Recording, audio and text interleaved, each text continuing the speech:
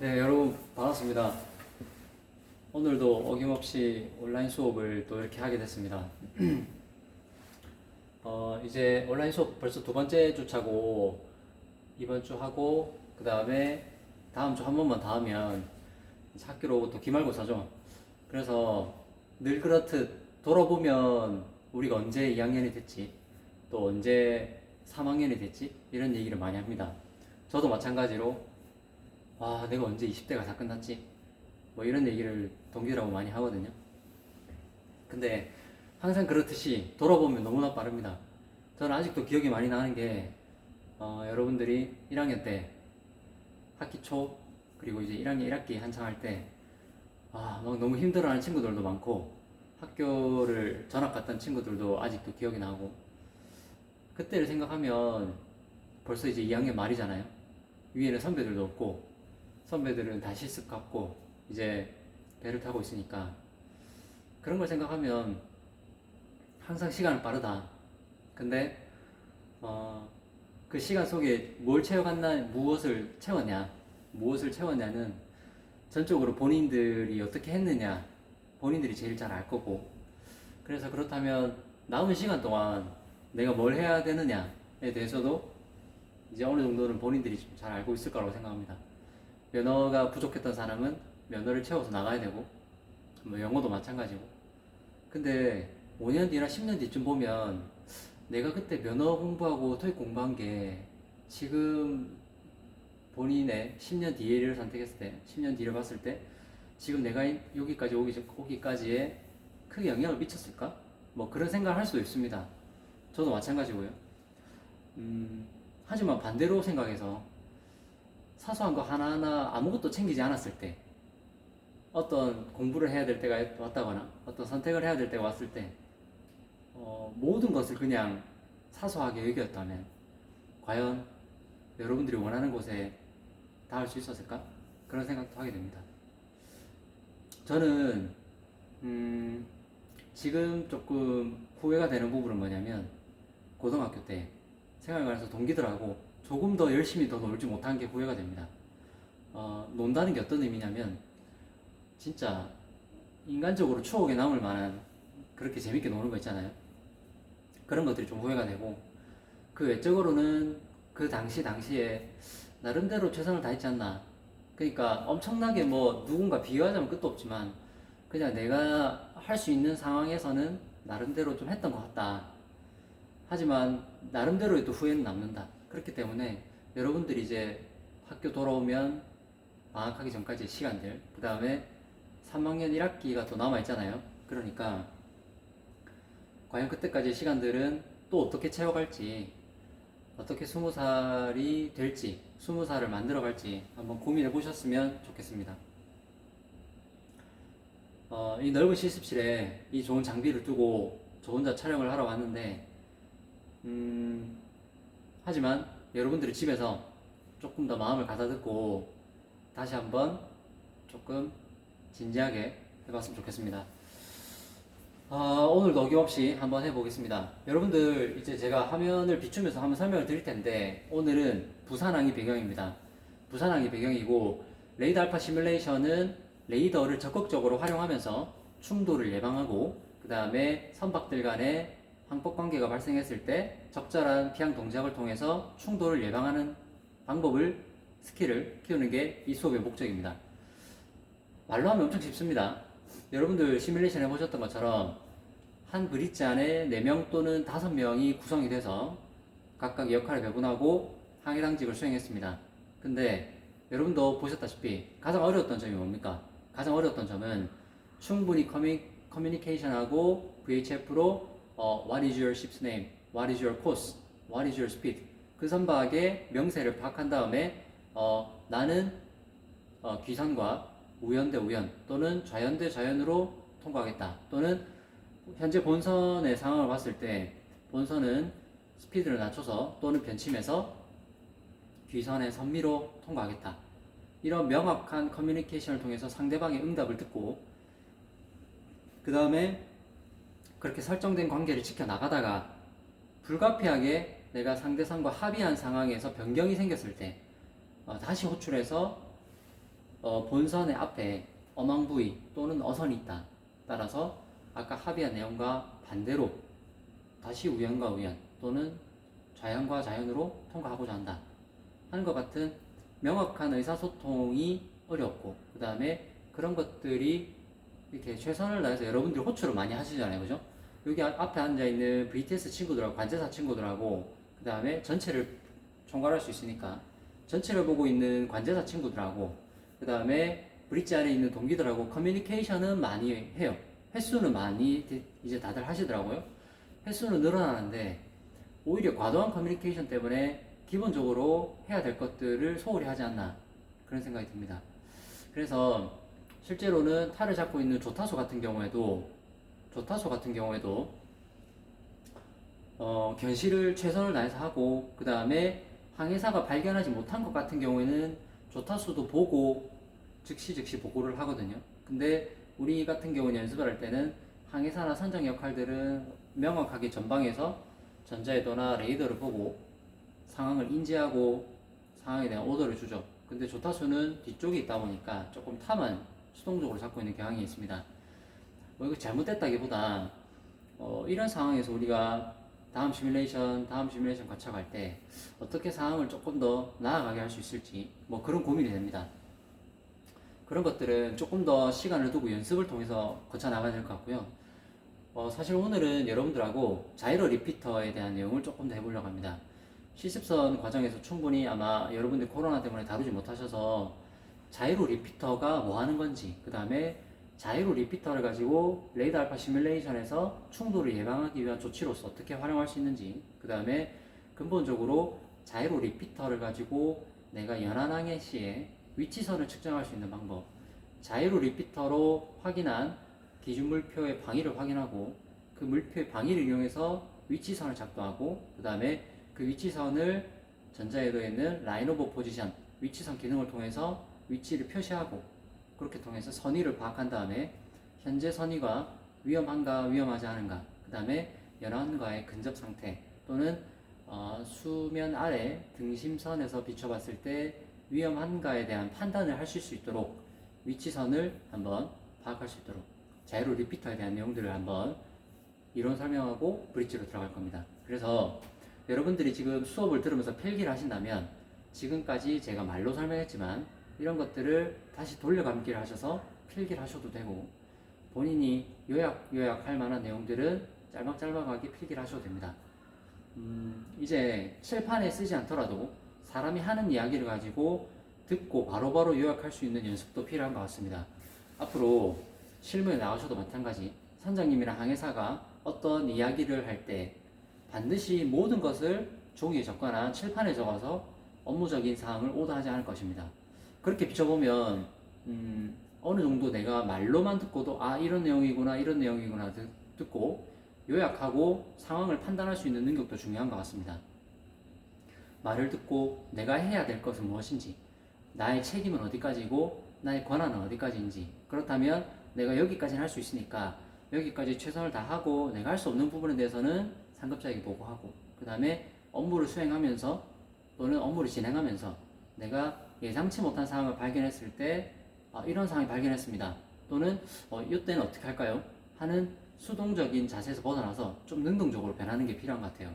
저도 나름대로 나 센스도 있고 잘할 수 있다 라는 자신감을 가지고 배워갔는데 수도 없이 혼났던 이유가 뭐냐면 정말 부끄럽다고 생각할 정도로 많이 혼났던 일들이 있었는데, 대부분의 일들을 관통하는 하나의 그 기준이 철학이 있었거든요. 줄기가 있었는데 그게 뭐냐면 저 나름대로는 능동적으로 했는데 돌이켜보니까 저는 그냥 시키는 대로만 하고 있었어요. 뭔가 잘못됐거나 뭔가 일을 시작할 때는 발견하지 못했던 부분인데 그냥 이렇게 하면 되겠지, 그냥 적당히 이렇게 하면 되겠지, 10개 하라고 했으니까 한 8개 9개까지 하고 이거는 귀찮으니까 안 할래, 그냥 이 정도는 내가 이까지만 해도 되지 않을까, 이렇게 하는 것이 배에서 습관화되다 보니까 일을 놓치거나 또는 다음날 검사가 예정이 되어 있는데도 제 담당 서류가 준비가 안 돼 있다거나 뭐 그런 일들에 많이 부딪혔어요.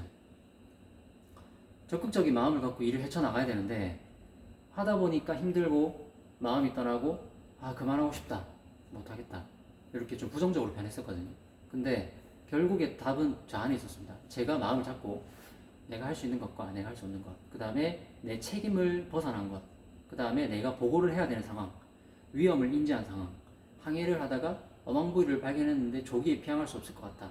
어선이 너무 많다. 선장님을 바로 전화한다. 선장님께 선장님 지금 항해 중인데 전방에 어선이 있고 상선이 너무 많아서 위협을 느낍니다. 조금 상황을 봐주셨으면 좋겠습니다만 하면 선장님은 전화 끊자마자 바로 올라오십니다. 그런 것처럼 내 적극성을 통해서 문제를 해결할 수 있는 상황임에도 불구하고 내가 그렇지 못했던 경우, 그래서 조금 더 적극적으로 하려면 내가 알아야 되겠죠. 모르면 사람이 소극적으로 변하고 또 안 하게 됩니다. 그러니까 하나하나 알아가자. 그렇게 하기에는 아직까지 우리에게는 시간이 많이 남아있다. 자, 그래서 상황을 한번 볼게요. 제가 카메라를 이렇게 돌려놓고 잠깐 이야기를 좀 하겠습니다.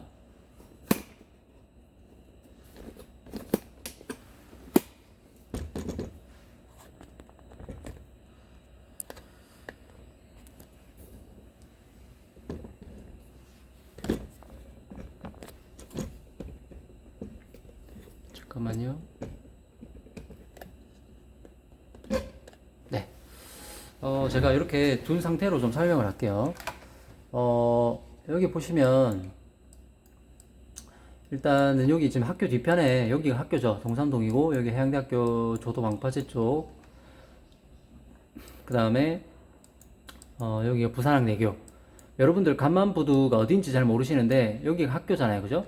여기가 학교고, 그 다음에 여기가 해양대, 여기가 조도 방파제라고 합니다. 조도 뒤편에 있는 방파제라고 해서 조도 방파제라고 하고, 그 다음에 여기가 부산항 동방파제, 동쪽에 있으니까요. 동방파제라고 하고, 여기는 부산에 있는 해군 작전사령부 그 부두입니다. 그래서 여기는 우리가 사실 관련이 없고, 그 다음에 여기가 태종대죠. 태종대고, 여러분들에게 기본적으로 설명을 좀 드릴게요. 부산항 대교가 있고, 여기가 간만부두입니다. 간만부두.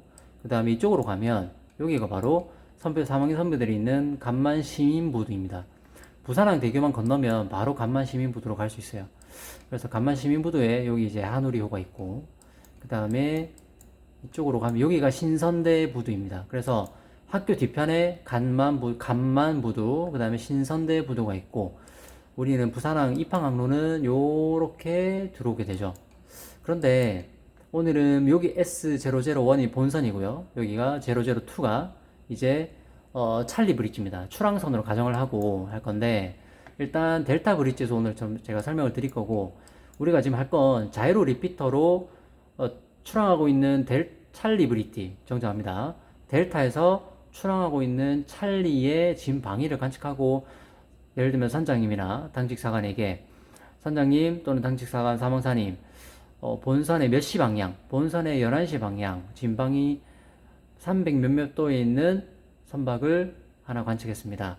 주의해야 되겠습니다. 라고 보고하는 방법을 한번 해보고요. 그 다음에 자이로 리피터로 조도방파제 동쪽 끝단에 있는 이 등대와 그 다음에 동방파제 양쪽 끝단에 있는 등대를 가지고 우리가 본선의 위치를 파악할 수 있도록 자이로 리피터를 활용하는 방법을 한번 찍어보도록 하겠습니다. 제가 말로 설명을 하면서 한번 가볼 테니까 여러분들은 죄송합니다. 여러분들은 자이로 리피터를 갖고 각도를 어떻게 읽는지 한번 보시기 바랍니다. 제가 한번 브릿지로 가지고 가보겠습니다.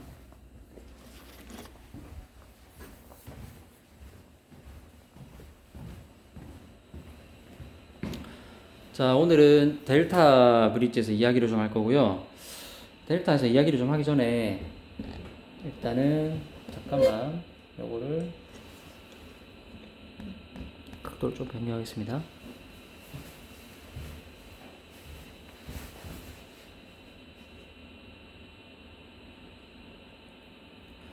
네, 배율을 좀 변경했는데요. 여기 보시면 각 브릿지마다 자이로 리피터가 설계가 되어 있습니다.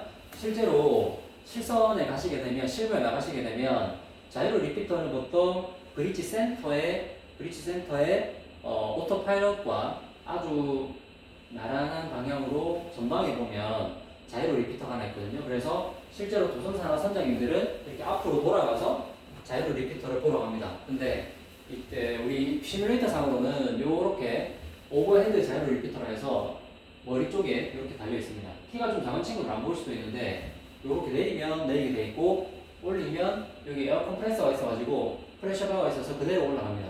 그렇기 때문에 쭉 내리신 다음에 리피터를 확인하시면 되는데 여기 있는 섀도우 핀을 이용해서 내가 원하는 곳으로 방향만 돌리면 물표의 각도를 확인할 수 있습니다. 그리고 여기 중간에 있는 핀이 있는데 제가 전체적인 것만 보여드릴게요. 그래서 본선 현재 헤딩의 진 방위를 가리키게 되기 때문에 내가 원하는 것만 보고 싶으면 이렇게 돌려서 눈을 실눈은 뜨고 보면 됩니다. 자, 그래서 그거를 확인하기 위해서 제가 내렸고 이제 한번 같이 보도록 하겠습니다. 좀 흔들릴 수도 있는데 최대한 제가 안 흔들리게 잘 해보겠습니다. 자, 제일 먼저 쌤이 출항하고 있는 지금 보이시죠? 저 출항하고 있는 빨간 찰리 브릿지의 진 방위를 관측하고자 합니다. 우리가 지난번에 시뮬레이터 할 때도 보니까 방향을 잘 보고를 못하는 사람들이 있던데, 자, 보면 본선이 현재 진 방위와 관계없이, 자, 본선이 현재 헤딩 기준으로 12시 방향, 11시 방향, 10시 방향, 그러니까 정확한 방향은 틀릴 수 있지만 선장님, 본선 현재 11시 방향에 출항선 한 척 있습니다.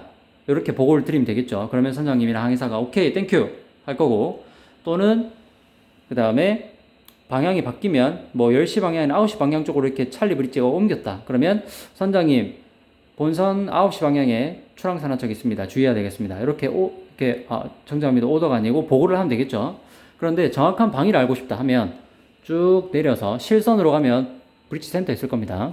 자, 내린 다음에 여러분 이제 여기 제 카메라 지금 보시면 여기 각도가 보이죠? 각도가 이제 보일 겁니다. 그런데 각도를 쭉 돌려서 여기 지금 동그란 원 안에 제가 이제 카메라 초점 맞추고 있는데 동그란 원 안에 찰리 브릿지가 들어왔습니다. 찰리 브릿지가 들어왔죠? 그때의 각도를 일근히 295도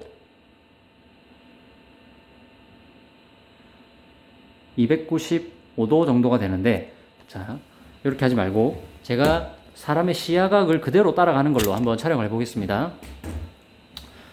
자, 일단 여기 원안에 지금 섀도우 핀, 여기 보시면 섀도우 핀이 있죠. 섀도우 핀과 저쪽에 있는 찰리 브릿지가 그대로 일치되는 시점을 찾겠습니다. 그대로 찾게 되면 눈에 들어오죠. 이때 타겟팅이 된 겁니다. 제 눈에 타겟팅이 됐고, 이때의 각도를 섀도우 핀이 몇 도를 가르치는 그지를 그대로 보면 몇 도죠? 295도 정도 됩니다. 296도 정도 되겠네요. 자, 다시 본선 11시 방향에 있던 타겟 찰리 브릿지의 진 방위를 이렇게 눈으로 확인한 것으로 섀도우 핀과 일치됐죠.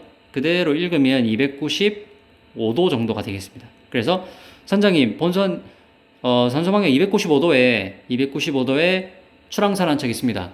이렇게 하면 여러분들은 자이로 리피터를 활용해서 저쪽에 있는 출항선의 진 방위를 읽은 게 됩니다. 그러면 선생님 295도인데 저희 본선의 헤딩이 현재 몇 뜹니까? 하게 되면 어디서 볼 수 있죠? 현재 헤딩은 지금 시뮬레이터를 안 켜서 헤딩은 여기 GPS 내비게이터 봐도 GPS에 봐도 310도라고 되어 있고, 헤딩은 310도 또는 여러분들 레이더를 보시면 좌측 상단에 자이로 센서를 이용해서 310도임을 가리키고 있습니다.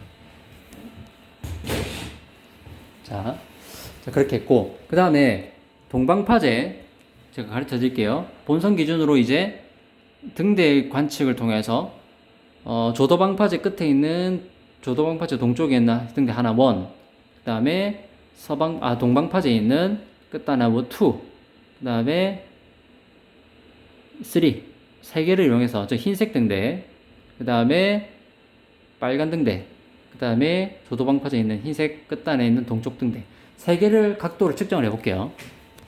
자, 어떻게 한다? 처음에는 섀도우 핀, 섀도우 핀과 흰 색깔 등대가 들어와야 되니까 이렇게 쭉 들어오면 되겠죠? 그래서 눈으로 맞춰봅니다. 제가 눈이 보는 것처럼 카메라를 맞춰볼게요. 됐죠? 흰 색깔 등대와 자이로 리피터를 맞춘 섀도우 핀을 맞춘 그때의 각도를 읽으면 275도 정도 되겠네요. 275도. 제가 카메라 초점을 최대한 맞춰서 볼게요.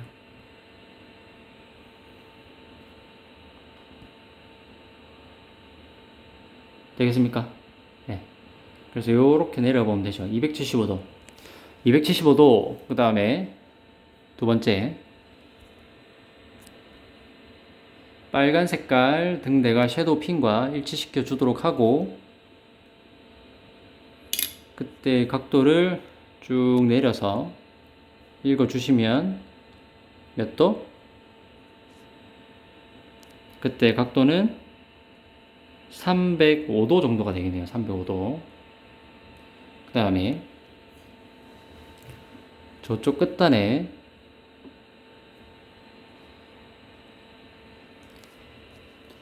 지금 너무 멀어서 잘 안 보이죠? 저쪽 끝단에 있는 동방파지 끝에 있는 저 흰 색깔 등대가 하나 있습니다. 저거를 쭉 섀도우 핀으로 맞춰주고, 조금 맞추기 어렵네요.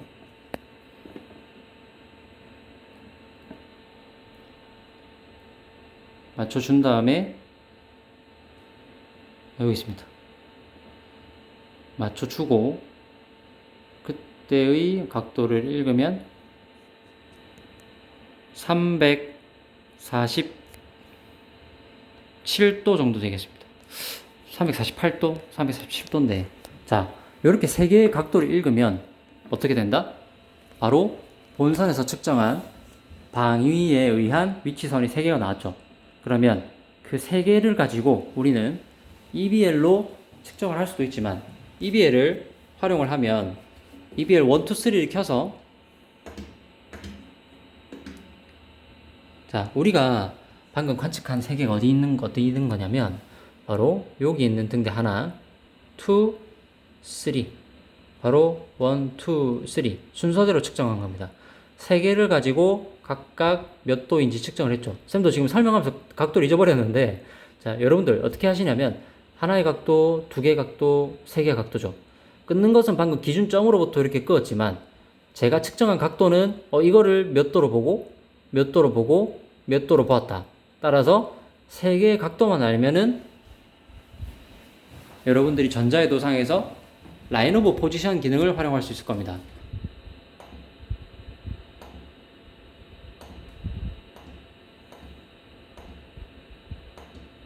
자, 방금 우리가 눈으로 보았던, 레이더상에서 보았던 3개의 등대가 바로 하나, 둘, 3개죠.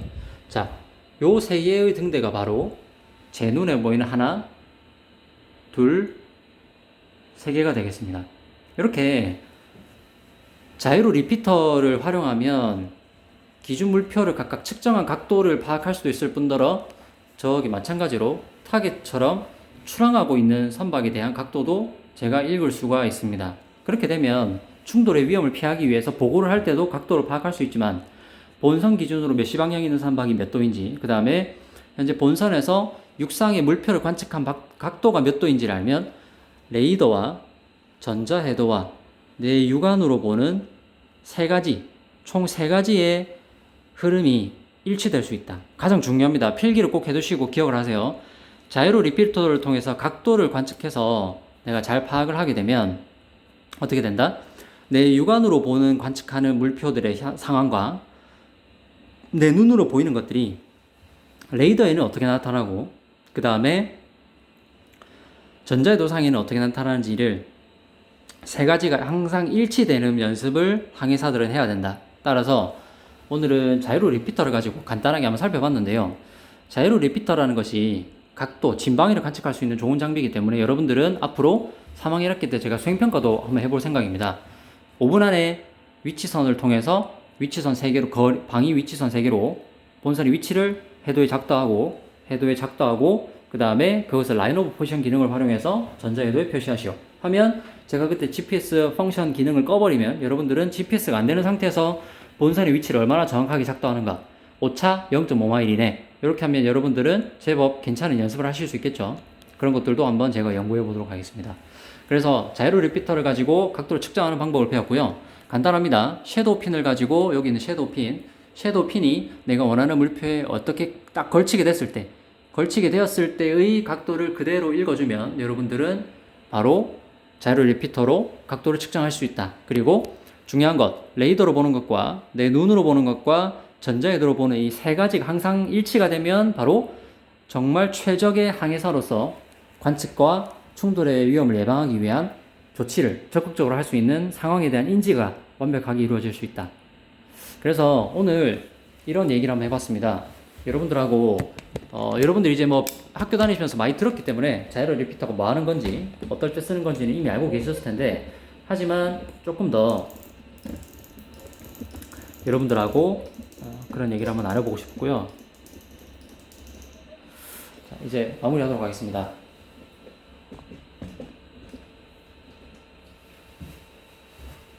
저도 자이로 리피터를 가지고 중국 구간에서 항해할 때 아찔한 순간이 많았습니다. 진짜 전방에서 막 어선들 튀어나오고 어망들 많이 깔려있을 때 선장님 몇 도에 어망부 있습니다. 몇 도에 선박 오고 있습니다. 그 다음에 몇 도에 있는 선박이 지금 본선 선미로 통과할 예정입니다. 이렇게 적극적으로 관측하면서 선장님께 상황 보고하고, 그 다음에 제가 피항하고자 하는 코스를 정할 때 코스를 정한 다음에 타수에게 330 하게 되면 타수가 330 하면서 탈을 걷고, 그 다음에 330 steady sir 하면서 또 리피트를 주겠죠.